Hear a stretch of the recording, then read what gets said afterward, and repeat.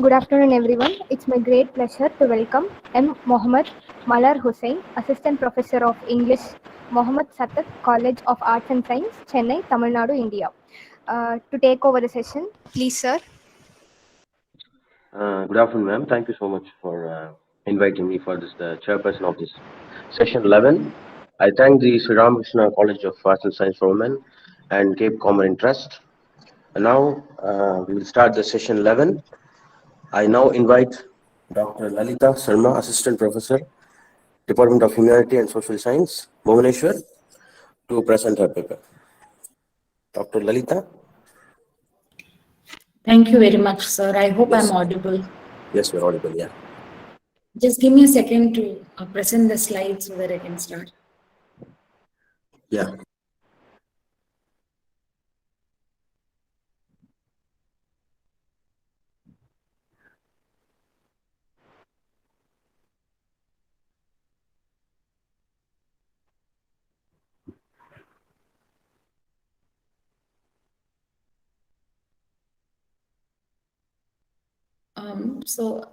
Good afternoon, everybody. I'm Dr. Lalita Sharma.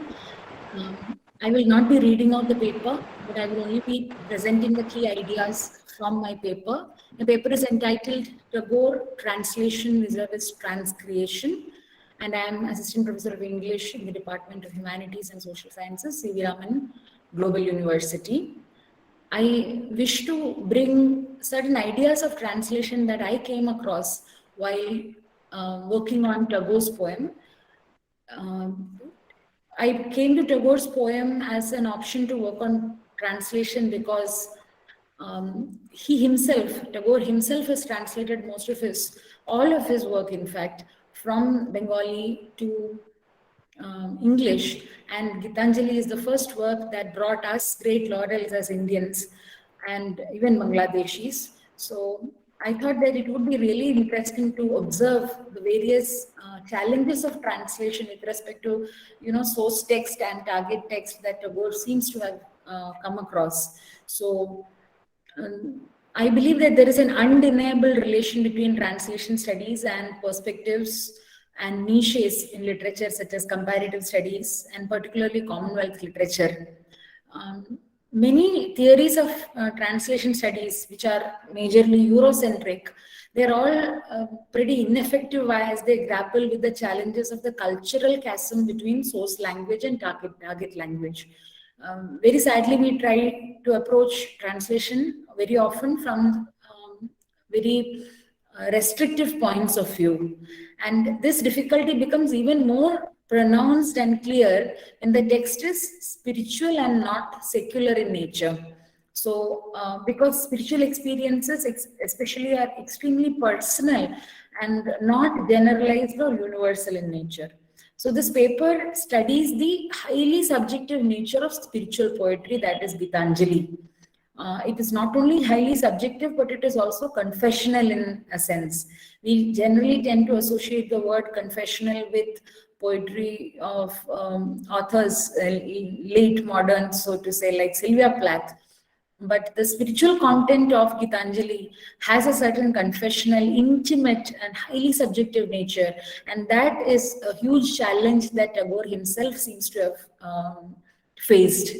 So Gitanjali, as we know, in English, is a compilation of 103 poems, which is a selection from the 157 poems in the original Bengali form, the source text.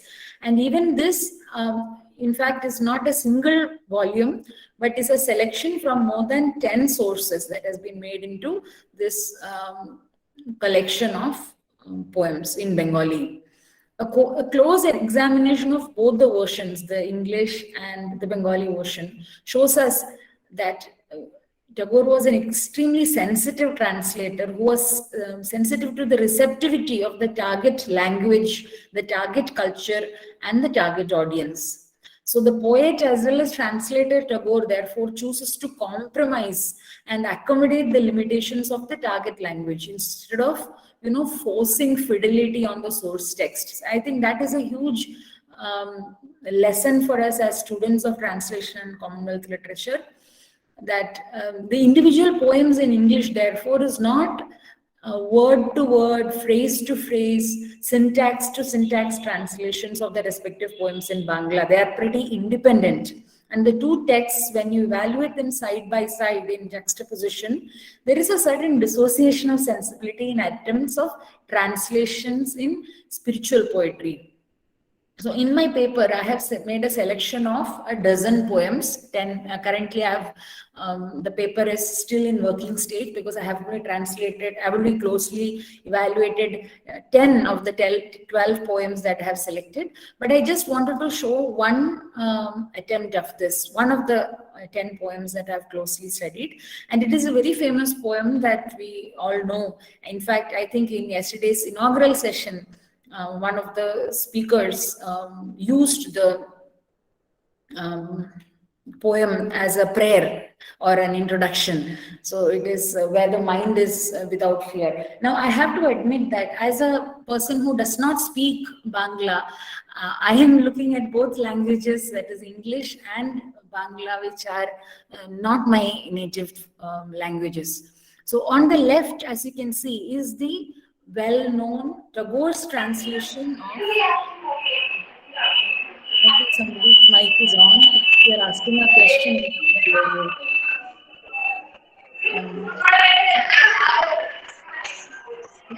is somebody trying to ask a question or something? I really can't hear. Okay, I think the disturbance is over. On the left on the slide, you can see the Tagore's version of translation of this the poem where the mind is without fear. As you all know, it goes like where the mind is without fear and the head is held high, where knowledge is free, where the world has not been broken up into fragments by narrow domestic walls. But when you look at the right side, it is almost the translation is by Sohini Sen. She's a currently famous translator in Bangla English. She's the one who has been helping me with this unpublished collection of translation of Gitanjali.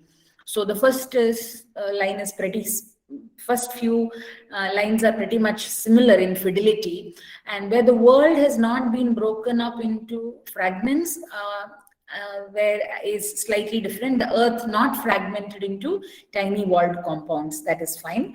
Where words come out from the depth of truth is how Tagore translates it, whereas in the original, the reference is to Hridaya, the heart, the bottom of the heart, where tireless striving stretches its arm towards perfection. Now, he has somehow restricted and reduced a lot of ideas when he says stretches its arm towards perfection, because in the original, it is like where streams of labor boundlessly flow from all nations, all directions to fulfill 1,000 dreams.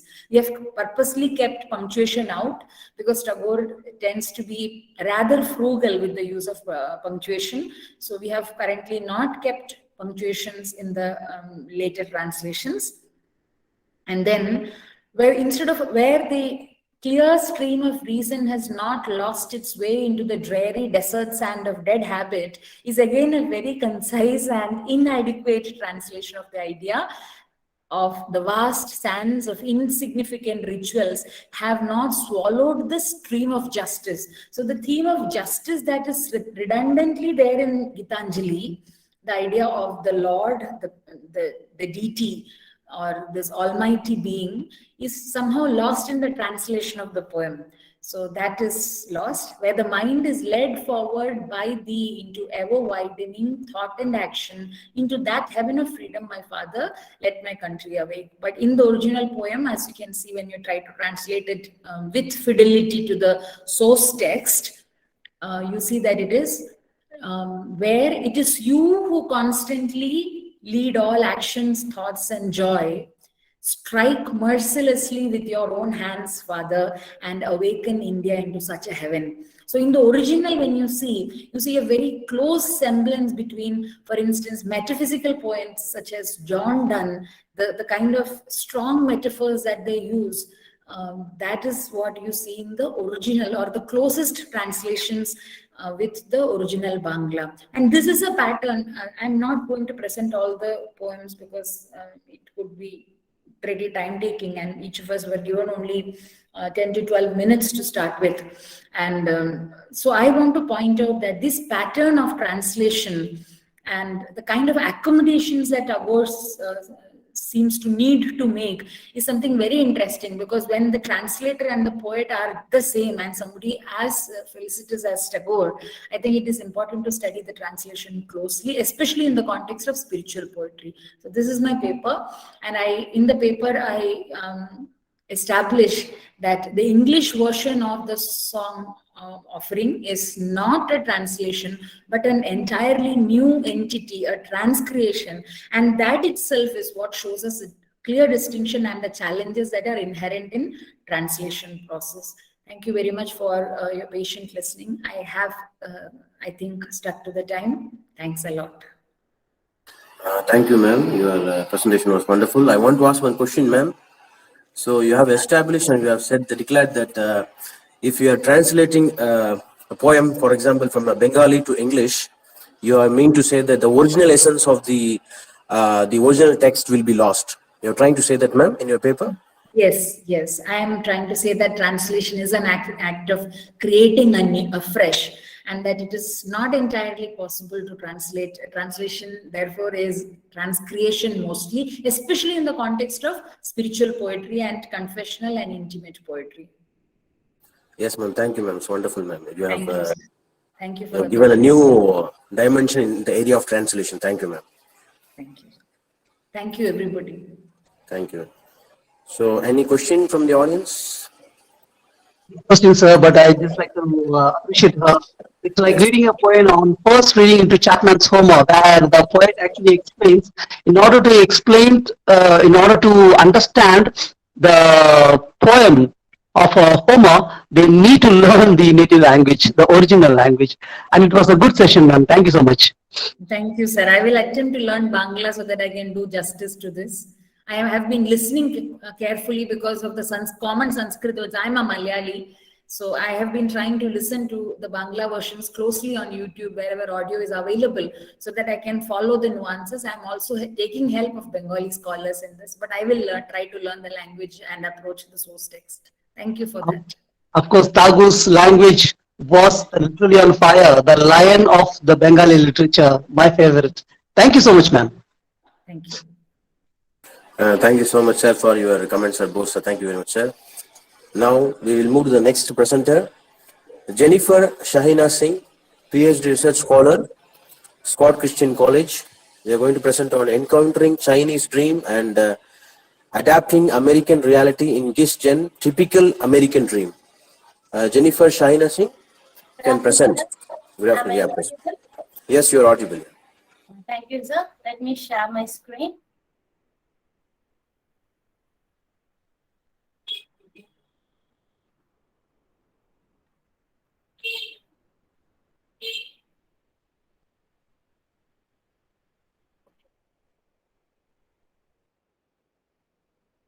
Hope my PPT is visible. Yes, you can proceed, ma. Yes, you can proceed.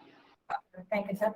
My topic entitled Encountering China's Dream and Adapting American Reality in Gitanjali's Typical American. And about my author, Gitanjali is a second-generation Chinese American, graduated from Harvard University. And Typical American is a first novel which won great reputation, and it was finalist for National Book Critics Circle Award. And her other works include Ono and the Promised Land, The Love Wife, World and Town, Dear Sisters. And her writing is diverse in approach, and it deals with a multifaceted phase of an immigrant's life. And about the novel, Gitanjali reinvents his Chinese-American story through Chang family. The main characters in this novel is Ralph Chang, Teresa, and Helen. And these characters, they move to America to pursue their dreams. At first, they cling to their old world ideas, which is their Chinese tradition, Chinese culture, etc.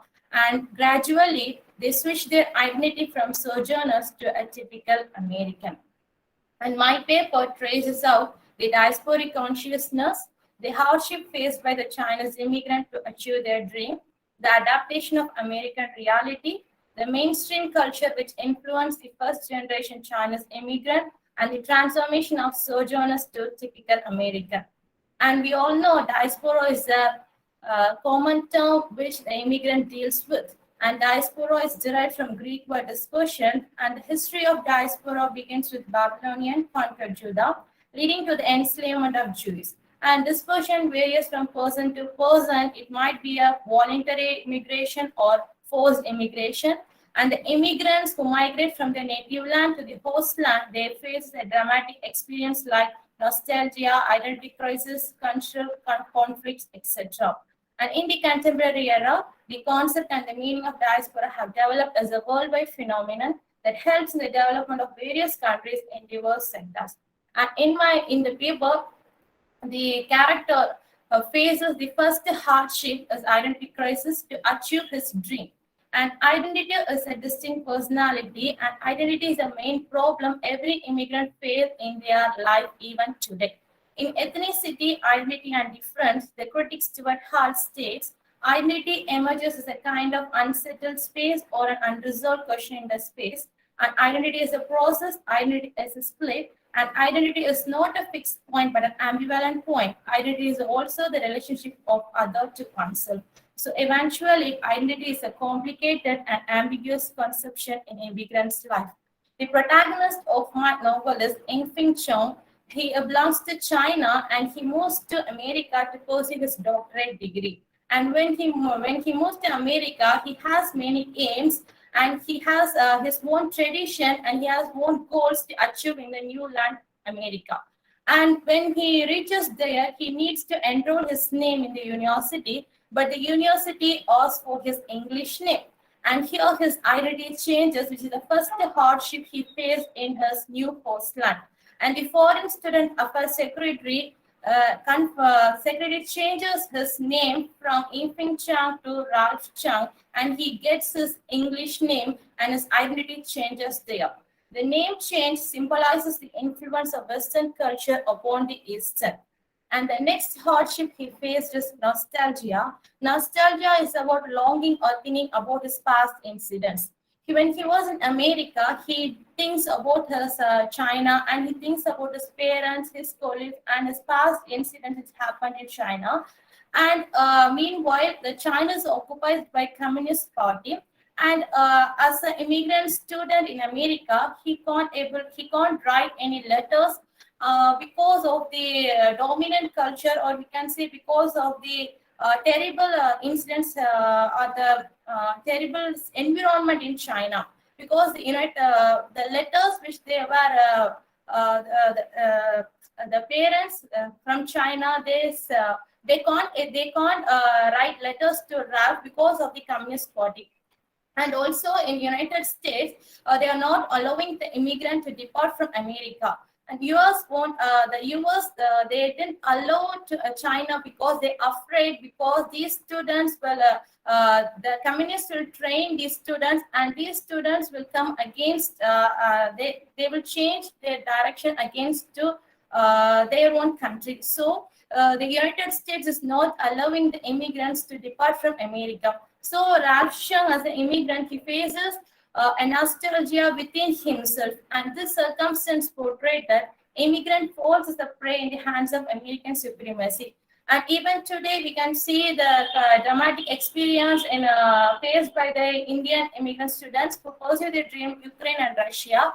We all know how they struggled to depart from that country, and similar incidents happens in Ralph French's life too. And an immigrant encounter political dominance in many ways. Because of the dominant power and the egocentric nature, many immigrants end up like a victim in the host land. And the next hardship he faces is visa lapse. Because of the Communist Party in China, he didn't extend his visa, and it leads to his visa lapse. And finally, he ends up his life to settle in America itself. And he meets his sister, Teresa, and his life begins to change. After a long run of his hardship, he achieved his doctorate degree in America. After attaining his degree, and his attitude begins to change to the mainstream culture. Ralph attaining the doctorate symbolizes inner strength and hope. And the next topic is adapting reality. And now Ralph's extreme desire and motto is to become a millionaire. After attaining his successful dream as a doctorate, his intention changes towards the American culture, and his desire is to become a millionaire and also a self-made man. Wilfred M. McClay describes individualism in his work Individualism and its Discontent, as which disposes each member of the community to serve himself from the mouths of his fellows and to draw abroad with his family and friends. So, impact of materialism and the hegemonic nature of American culture influence over Ralph Schunck's life.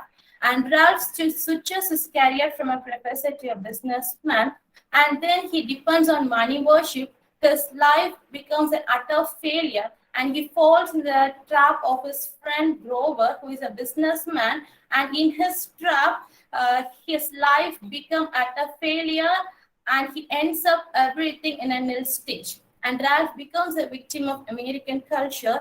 And finally, Ralph realized his individualism and materialistic state of mind have a limit in America, and he says a man was some of his limits.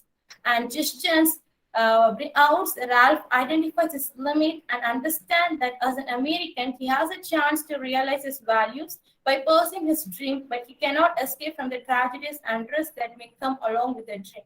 Indeed, Imping Cheng's identity switch has overcoming of hardships, and the influence of materialistic approach symbolizes the adaptation of American reality in his life and become as a typical American.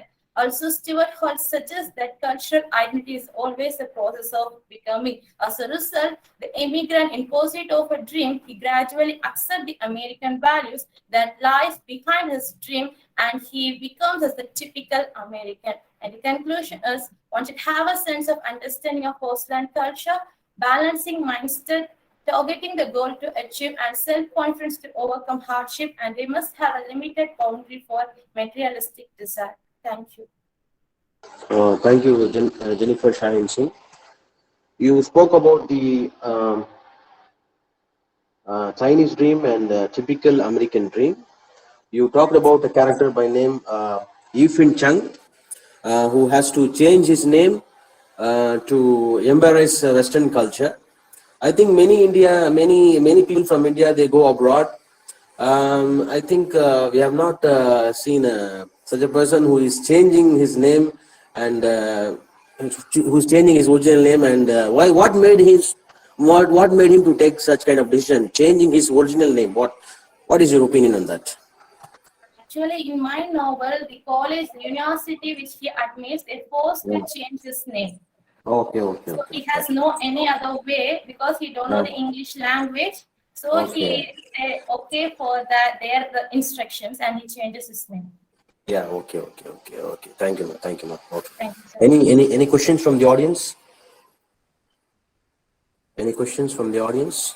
Okay. Thank you, Jennifer. We'll go to the next presenter, Sonia Kumar. She's a research scholar, and Dr. Shalini, assistant professor, Women's University, Kanpur. They are going to present on environmental sustainability in Amitav Ghosh, the Hungary tribe. Sonia is present?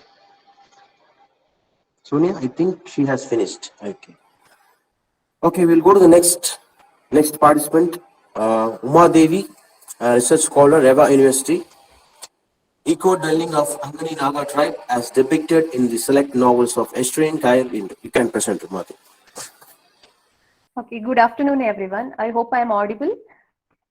Yes, you are audible. Okay, so let me share my screen.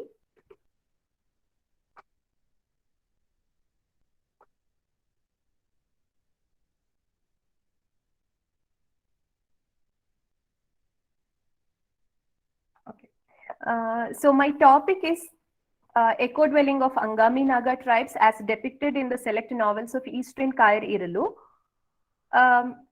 It has the base of eco-criticism as its literary study, where in eco-criticism, where there is an address of concern towards nature.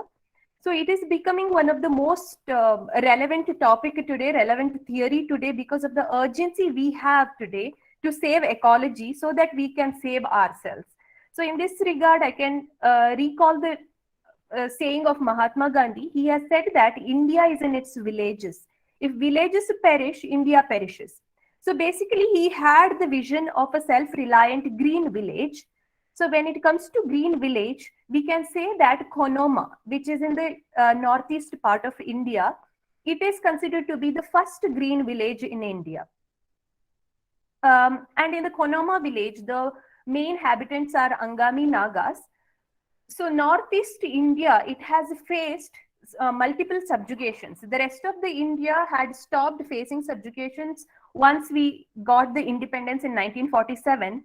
So, but whereas in Angami Naga tribes, the tribes continued to face the subjugation. First it was by the colonizers and later it was by the Indian army.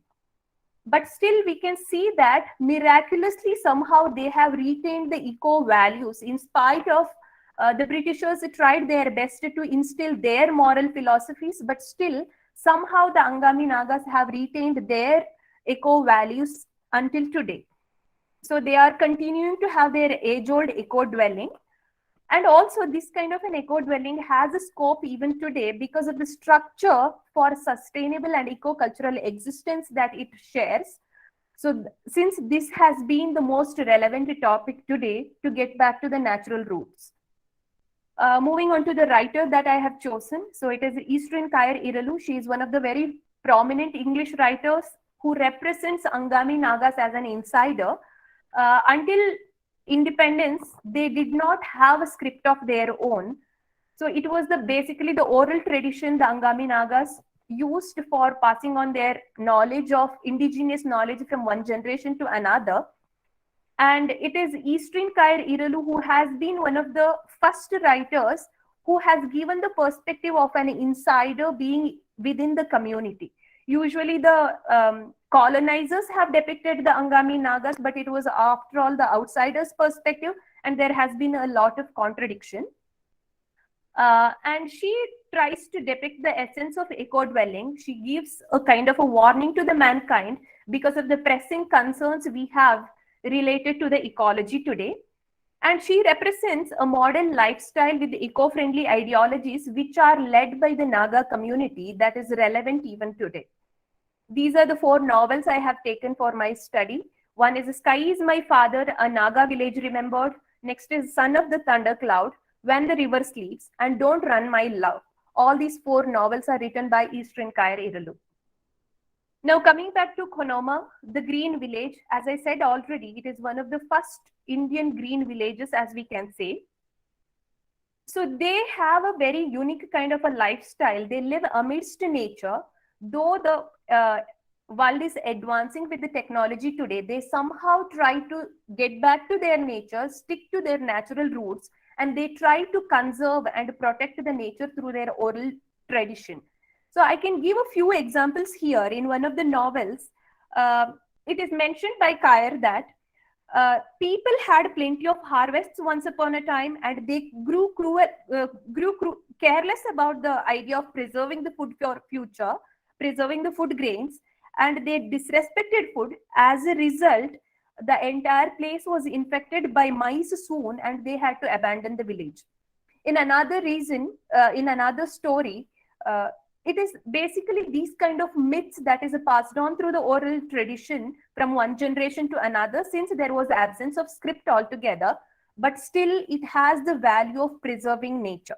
I can give another example where it is mentioned that people of this region, they chose to walk long distances into woods to collect material for building their houses, because they were taking care not to cut too many woods, too many trees from the same area. The reason they gave for going so far away is that they did not want to disturb the natural fragile ecology. So this was the kind of concern they had for the nature. Now moving on to the kind of land division and structure they had. They had a very well-planned, organized formation of land. They shared it as they divided it into 3 parts. One was the common forest, which they used for wood and food. And next to the individual fields where they cultivated. And also they had the individual houses. It is for the community living and to pass on the education, awareness of the nature from one generation to another. They were the most self-reliant people. They lived a very self-reliant life using eco-friendly material for everyday uses. They preferred using the vessels made up of bamboo or the earthen pots. They did not go for the advanced kind of materials. And also, another very interesting fact is that they named their tribes after different plants. We can have the examples like the settlers called Puno. They were named after the plant Puno. And Funoria is another village that was named after the shrub Funoria. So this is the kind of attachment they had developed towards nature. And also another interesting fact is where there is a flat land and a rocky hillside put together, as I have put the representative picture here. Usually what people do nowadays is they prefer to live in flat lands and leave out the Rocky Mountains. But it was a Naga community, Angami Naga community, who chose, in spite of their struggles, who chose to build their houses in the Rocky Mountain and preserved the flat land for the rice fields to grow freely. So this was the kind of concern they have for the nature. They consider it to be equally important to have a coexistence along with the nature. Now moving on to the rituals and beliefs, how it helped to retain the natural values, ecological values. They had certain taboos. The taboos are nothing but oughts and ought nots. It was already defined. So it made them aware of their responsibilities towards nature. And they had the taboos like it was a taboo to waste natural resources, or it was a taboo to make sport of a food. And even though they had famine in any time, it was a taboo to eat the seed grains in spite of being in the situation of famine, stuck in famine. They were not allowed to eat the seed grains. They were not allowed to use it for food because it is not just to feed their hunger. They had the natural importance given to the nature, so they did not want that particular variety to be endangered. Whereas another thing they had was Jenna. It is a very unique concept where they gave time for the nature to restore and heal itself. During the Jenna days, no field work was encouraged and no hunting was allowed. It was to renew both man's energy and also for the nature to revive. Now, coexistence and brotherhood. This is a common concept in the Angami Naga tribes. So they considered nature as a living entity. Throughout these novels, we see how nature has been personified here. They had a great bonding with the nature as an immediate family. In several occasions, we see how they call one of the title of one of the novels itself is "The Sky is My Father." So we can see how they consider sky to be their father, earth to be their mother. They call the river to be their mother, who is the giver of food. And in one of the instances, one of the heroes of a novel, he says, "Forest is my wife." So he considers forest to be his spouse who gives him this peace of mind. So this is the kind of brotherhood they shared with the nature, the coexistence they had with nature. And also another concept is brotherhood with animals. In a novel, we can see that when a tiger, ferocious tiger, attacks on a Angami Naga, he says that if it is possible to survive without killing the tiger, I would go for that. So he tried not to kill the tiger and chase it away. Whereas in today's time, if your life is in danger, people would prefer to kill the tigers, but it was not the case with Angami Nagas.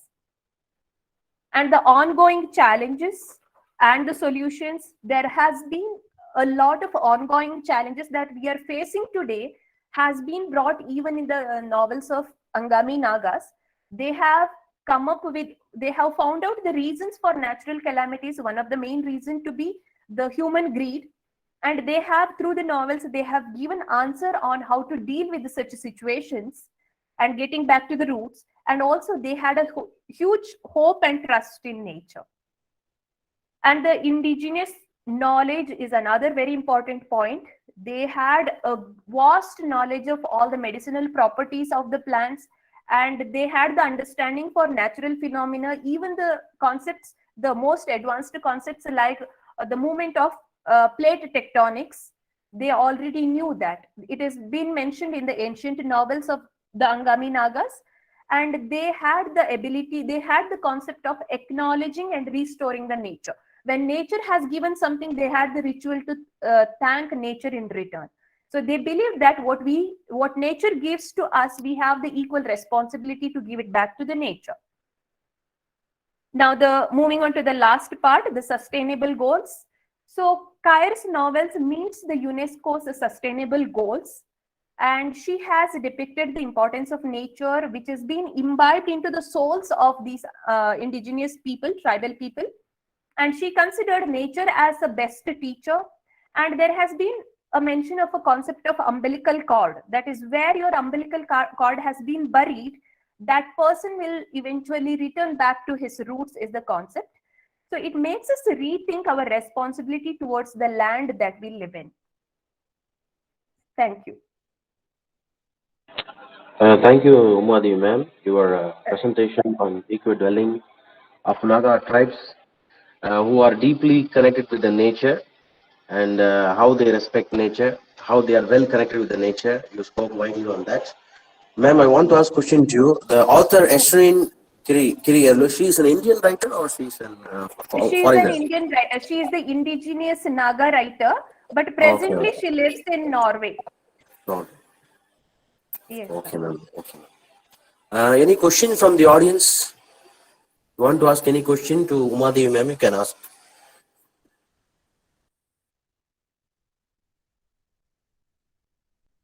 I will ask a question, ma'am, if you don't mind. Sure, sir. Yes. Yeah, ma'am. Ma'am, today's modern world, people are making disasters. We are not worried about nature. Is this novels give a message to the people? People in the future, at least the next generation, would follow the message given by the author Eshreen. What is your opinion, ma'am? Yes, sir. Throughout the novel, that is what exactly we see. We think that in today's world, it is not possible to go back to the natural life, what our ancestors had lived earlier. But throughout the novel, Eastern Kair shows how it is still possible, how is it still relevant that we can adopt some of the methods. So in almost all the novels, we find this kind of a message. Fine, ma'am. Yes, ma'am. Yes, thank you, ma'am. Thank you. Thank you, sir.